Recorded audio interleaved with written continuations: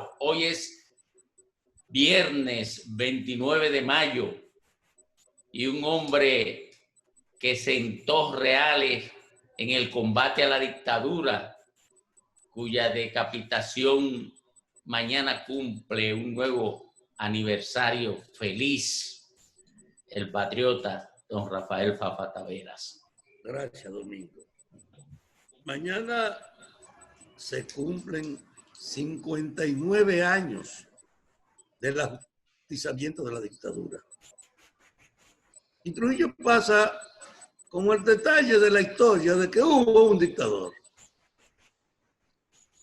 Y hay que saber lo que es estar 30 años concentrando todo el poder en sus manos, condicionando todos los aspectos de la sociedad, desde la relación con los religiosos, con toda el área de la economía, del vínculo incluso con los vecinos, o hasta condicionando los amores entre la gente.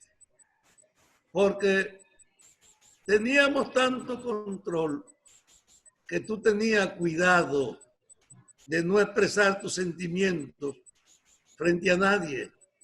Y de hecho éramos un refugio individual. Podemos hablar de dos cosas: cómo se produce eso y luego cómo se desenvolvía. Y yo quiero decirle a ustedes una cosa.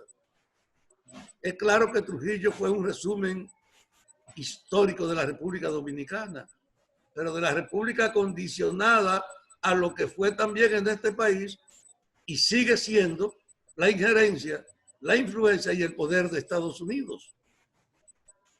Trujillo se integra al ejército de ocupación norteamericana de 1918. Se forma en sus academias y se gana con ello todo el respeto, persiguiendo a los bandidos, entre comillas, que estaban opuestos al crimen de la ocupación militar.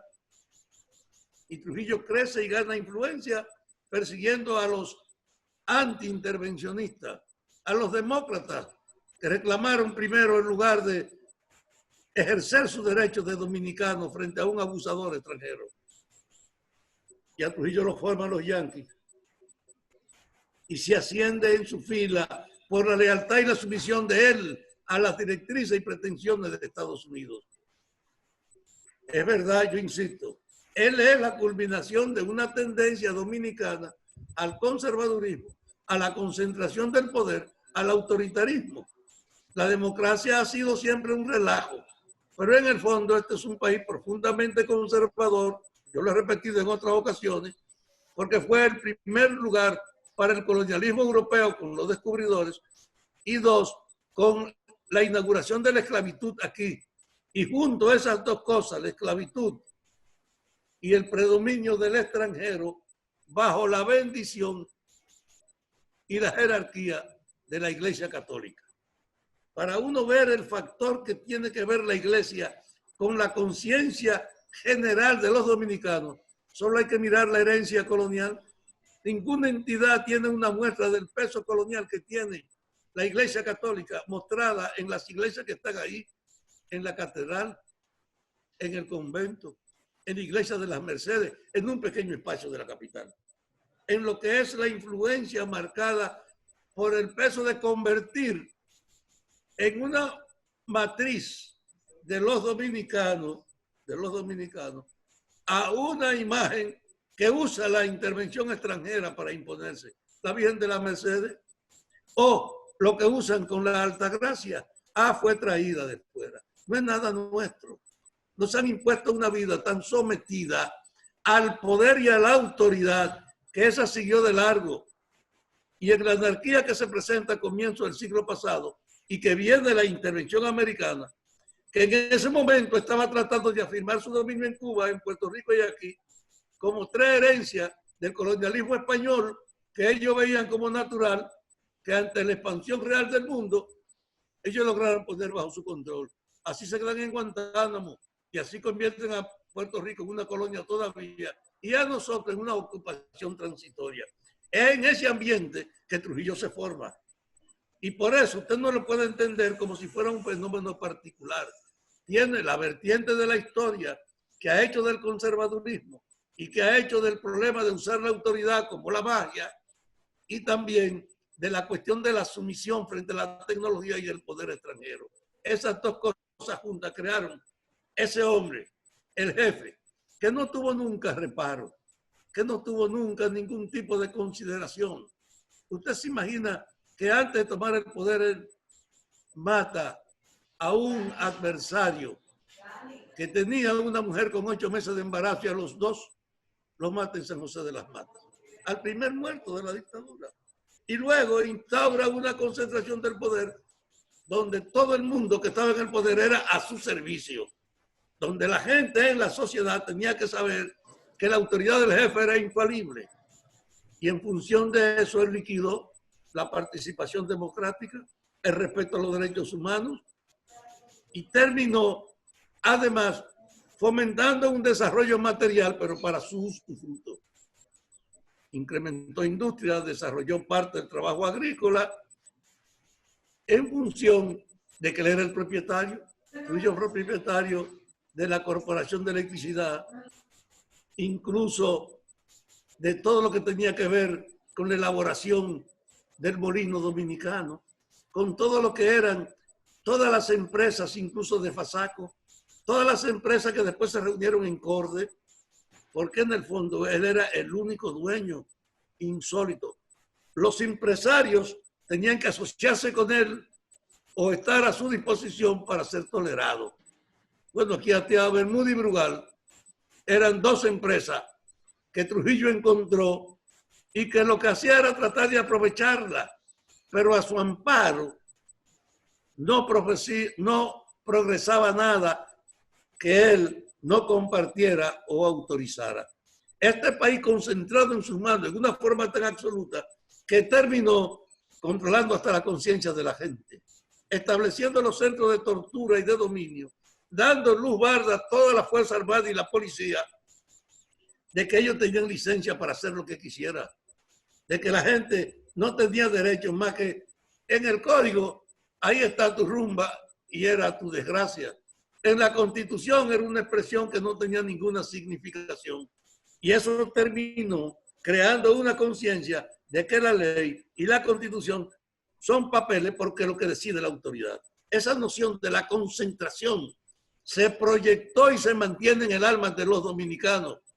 El jefe es el que manda, la autoridad es la que decide. Los derechos humanos y la Constitución son pendejadas. Los programas de gobierno son cosas de cumplimiento. En el fondo es el interés y la voluntad del que manda. Esa es una herencia del absolutismo trujillista que sigue vigente todavía en el alma de estas generaciones. Y es frente a esa herencia que tuvo el hecho de una gran matanza haitiana, de una permanente matanza de opositores dominicanos, y que llegó al descaro de ordenar la muerte de las hermanas Mirabal. Usted sabe lo que atreverse usted a ordenar que maten 3 mujeres, que en la primera iniciativa para cumplir la orden del jefe no la cumplen y vinieron a decirle los asesinos, no la cumplimos porque en vez de 3 eran 6 mujeres las que andaban. Andaba la mamá de Manolo, andaba la otra hermana de la Mirabal y otra señora. Y le dijeron entonces, pues miren, en la próxima oportunidad, si no pasan de 4, cumplan la orden. Y efectivamente, el chofer y 3 más, Rufino de la Cruz, el 25 de noviembre de 1961, fueron las víctimas. Pero hay que saber a qué nivel de degradación llegó el trujillismo para tranquilamente programar cosas como esas. Y tener el descaro al día siguiente del 25 de decir, hay que tener cuidado, porque ahorita van a decir que fue el gobierno que la mató. Él tenía el cinismo de burlarse de esa manera. Entonces, lo que decidieron sobreponerse al terror y al absolutismo, lo que se organizaron para ajusticiar al jefe, de todo lo que combatimos y conocimos la era de Trujillo, merecen el total respeto y la más alta consideración, porque fueron realmente unos cojonudos. En ello también se expresó una evidencia, la corriente de resistencia, que fue la expedición de junio del 59, el movimiento que siguió a la expedición del 1960, la resistencia creciente en la población de que no estaba dispuesta a seguir tolerando al jefe fue un factor que animó tanto en Juan como en todos los otros participantes.